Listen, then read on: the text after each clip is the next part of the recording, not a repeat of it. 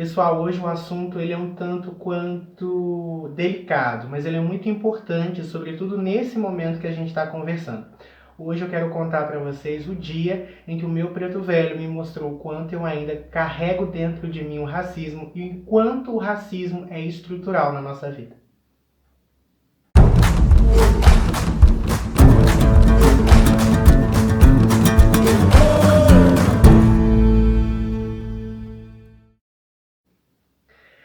Então vamos lá, pessoal. Meu nome é Gilberto Mello, esse é o nosso canal Umbanda para Todos. Sejam todos muito bem-vindos. Hoje eu quero contar uma historinha para vocês, mas é uma historinha que eu acho que ela é muito importante.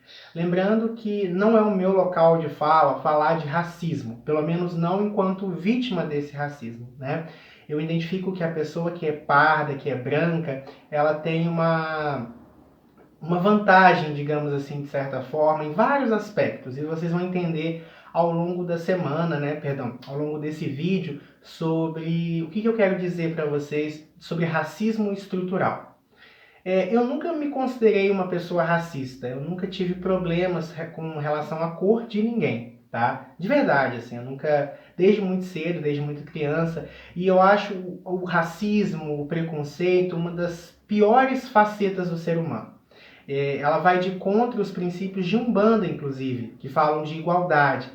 Né? A Umbanda ela surge dentro de um aspecto de preconceito. As pessoas, o centro espírita não aceitava a manifestação do caboclo das sete encruzilhadas, ali através da mediunidade do Pai Zélio Fernandino. A Umbanda, ao longo de todo esse processo e até hoje, ainda sofre preconceito pela maioria das pessoas e seus adeptos, né? Por consequência. Então a Umbanda ela realmente sofre de certa forma essa coisa do preconceito. E existe até um racismo no preconceito à Umbanda. A Umbanda, o Candomblé, a Quimbanda são religiões de matriz africana, né? Então a gente já vê um descaso, um preconceito com religiões que tenham em seu berço, em sua formação, muito da cultura tribal africana, que foi trazida pelos negros escravos. Mas isso é assunto para outro momento. Eu me recordo na nossa última reunião de Omolu, que aconteceu no ano de novembro de 2019, devido ao Dia dos Mortos, né, no dia 2 de novembro, a gente dedica o mês de novembro ao culto aos ancestrais, ao culto ao Baluayê, ao Mulu, a Nanã, e eu estava dirigindo uma reunião, a reunião era de Omolu. E foi explicar para as pessoas, para os filhos, né, para os convidados, quem era o Molu, sua fatoração. Contei algumas lendas. E eu contei uma lenda onde o Molu e Oxum tiveram um relacionamento. Onde o Molu, ele se apaixonou por Oxum e Oxum se apaixonou por Omolu. E eu fui exemplificar que Oxum era uma mulher belíssima, né? Ela era muito linda, maravilhosa. E mais ou menos como se a Gisele Bündchen estivesse se banhando na cachoeira. Por baixo da palha da costa, o Molu era um homem lindíssimo, era um homem que chamava a atenção, né? Por mais que ele fosse coberto com a palha da costa, ele era muito lindo.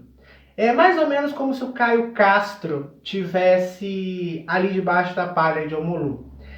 Agora contando, eu percebo o grande equívoco do que eu falei, do que eu fiz nesse momento. Porém, naquele momento eu não tinha essa compreensão.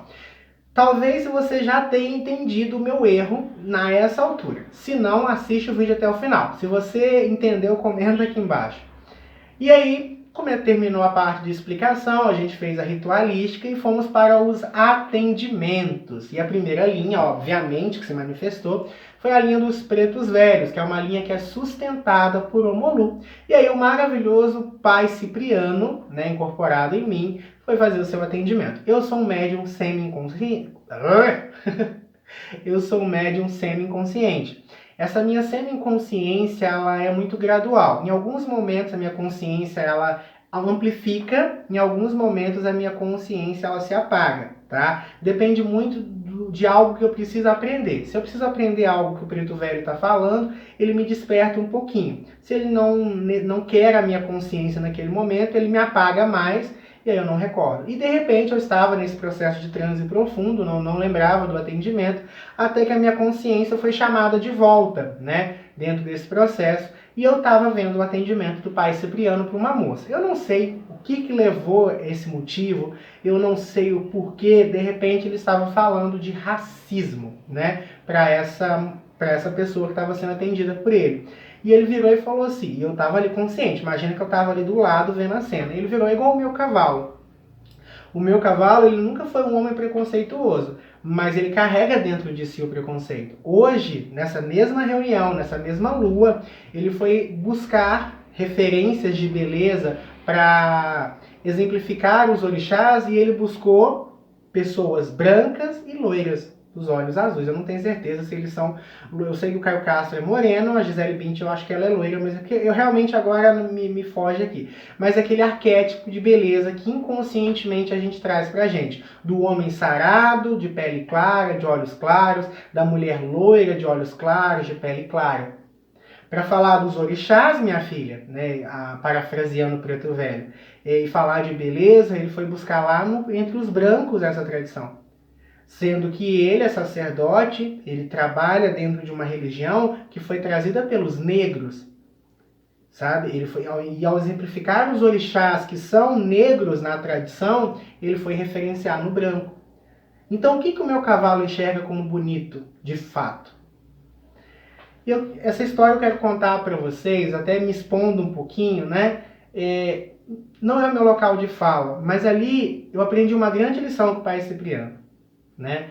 E a gente vai amadurecendo e vai entendendo que o preconceito é muito mais do que um ato que a gente visualiza muito escancarado, que ele existe ainda numa escala subjetiva, sabe? Ele ainda existe de uma maneira muito estrutural. A nossa sociedade, desde muito cedo, ela nos induz o que é beleza. Então, inconscientemente, o que a gente acha que é belo, a gente não necessariamente o é. Nós somos educados. A beleza, ela é educada para as pessoas, tá? Por isso que cada cultura ao longo do tempo enxerga o belo de uma outra forma. Mas então a gente entende que a gente ainda é preconceituoso, que a gente ainda carrega isso. E é bom a gente ver isso. Sabe por quê? Porque a partir do momento que eu me identifico com uma falha de caráter, eu posso trabalhar. É como os alcoólicos anônimos. Enquanto eu não entender que existe um problema ali, eu não consigo atuar. E é a partir desse momento, a partir dessa lição que eu aprendi com o pai Cipriano, eu entendi que o preconceito está aqui, está estruturado e ele se manifesta às vezes sem mesmo que eu veja. Então, nesse momento onde tem se discutido muito a questão racial, onde a gente está dizendo que as vidas negras importam, sim, elas importam, e elas não importam só no caráter de sobrevivência física, mas elas importam no caráter de vida, tá? Vida pura, vida plena, vida em abundância, tá? Não é só, a gente não tem que combater só o racismo no aspecto de destruir da morte física, mas trabalhar o racismo também que impede essas pessoas de ascensão social, de acesso à cultura, de acesso a várias coisas, a vários posicionamentos, tá bom? Então eu queria compartilhar isso com vocês, gostaria que vocês meditassem um pouquinho sobre as minhas palavras, tá bom? Quero agradecer a cada um de vocês que me assistiram. Se você ainda não é inscrito no canal, se inscreve, deixa o seu like aqui abaixo, comenta o que vocês acharam, comenta se vocês já viveram alguma experiência parecida e a gente se vê no próximo vídeo. Muita luz, muita paz e muito equilíbrio sempre.